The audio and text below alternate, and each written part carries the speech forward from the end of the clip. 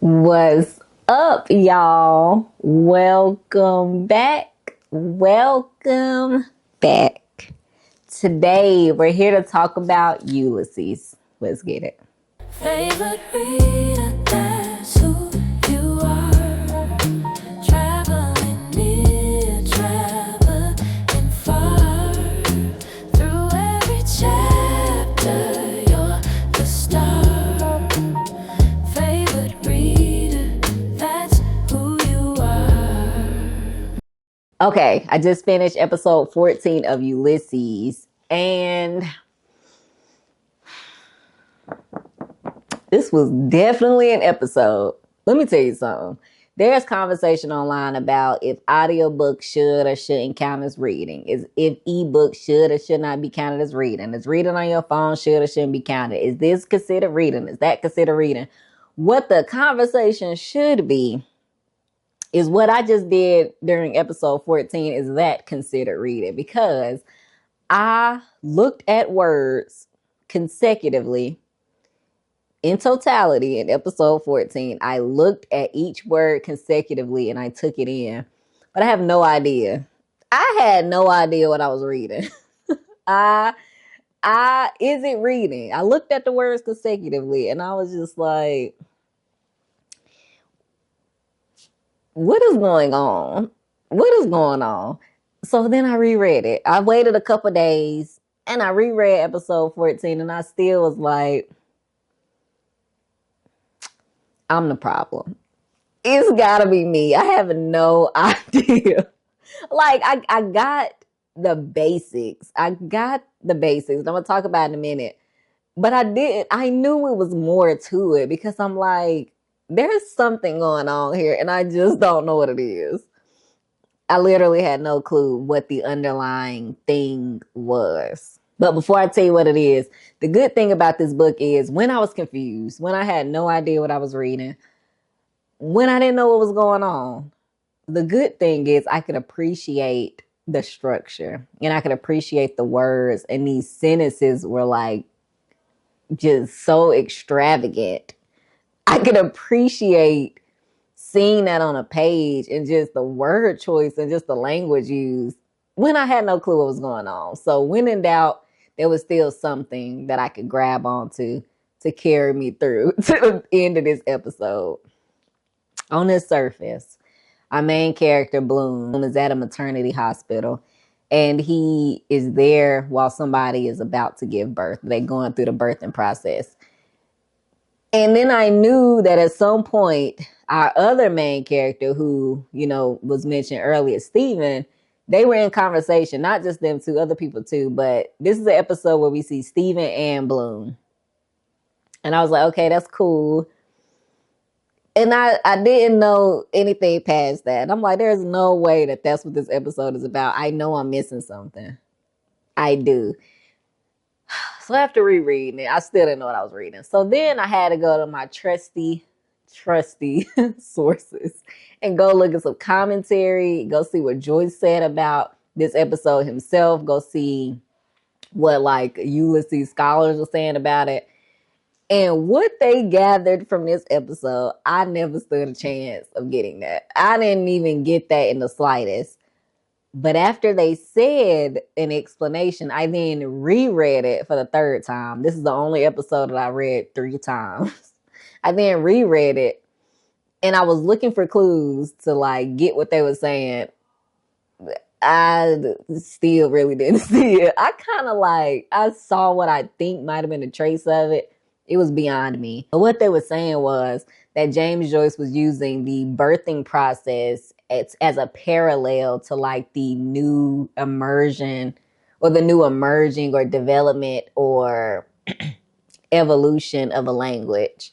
So it started off through these different major stages of language development and it becoming like a major language. And so he's using the birthing process as a parallel to that. And I was like, oh, that is so interesting to do because you can see throughout this man was mastering multiple languages and to use this in that way. I didn't get that. Let me just tell you, I didn't. But I appreciated reading the commentary on that. And then when I tried to reread it to see if I could see that, I still didn't get it. But I saw a tiny little piece that I was like, oh, maybe this. I do see the differences because again, the language was evolving over the episode to mimic that. So I could notice the stark differences from the beginning of the episode to the end and kind of see a slight transition. I would have never picked up on that. I feel like I could read this book 50 times and there's always something else to know. Again, why this is one of those things where people can become scholars in because they can just study it for the rest of forever. But I didn't get that. What I did like though, again, I got a lot of notes in here about the individual sentences, like in the word choices and the way they flowed. And again, that kind of that wave like structure of the sentences. Like he can have a sentence that's a whole page long, maybe not one whole sentence, but a whole page could be like 2 sentences, 3. And then he can have like a 2-word sentence. And they both are equally as like, wow, like he really put that together like that. That was a cool part. I talked to some people after I read this episode for the 3rd time to see kind of what they were talking about and thinking about, other people that I know are reading through this or have read it. And somebody told me, which I did confirm, that James Joyce and others do consider this to be one of the, if not the hardest episode in this book. So we made it through. We made it through. I'm telling you, I was like,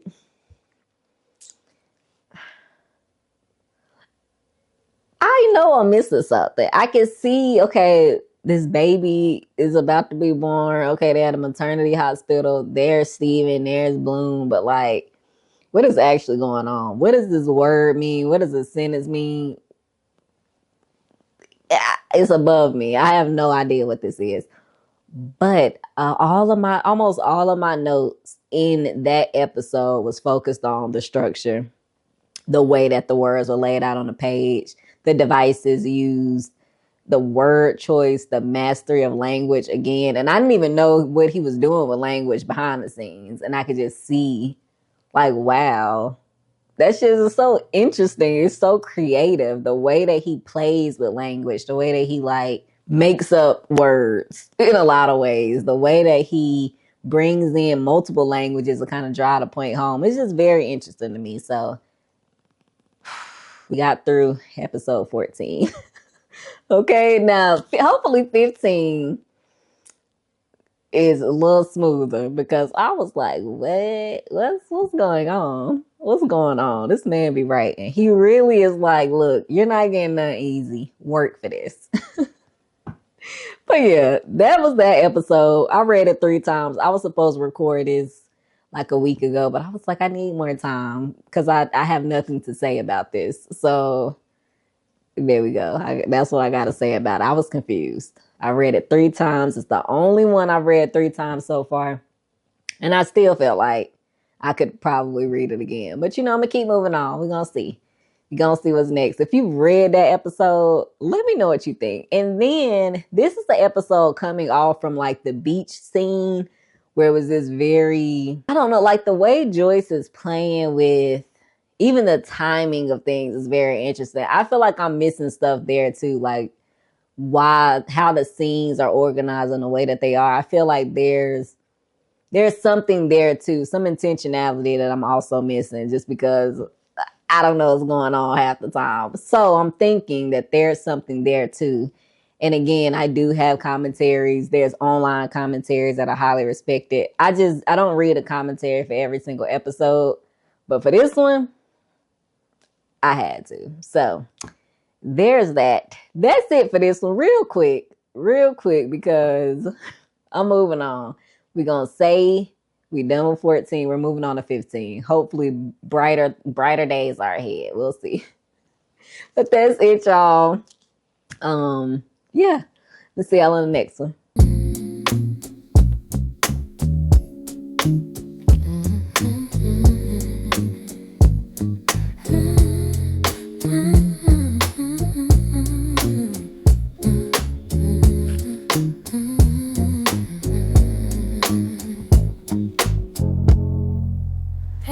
days turning soft as silk.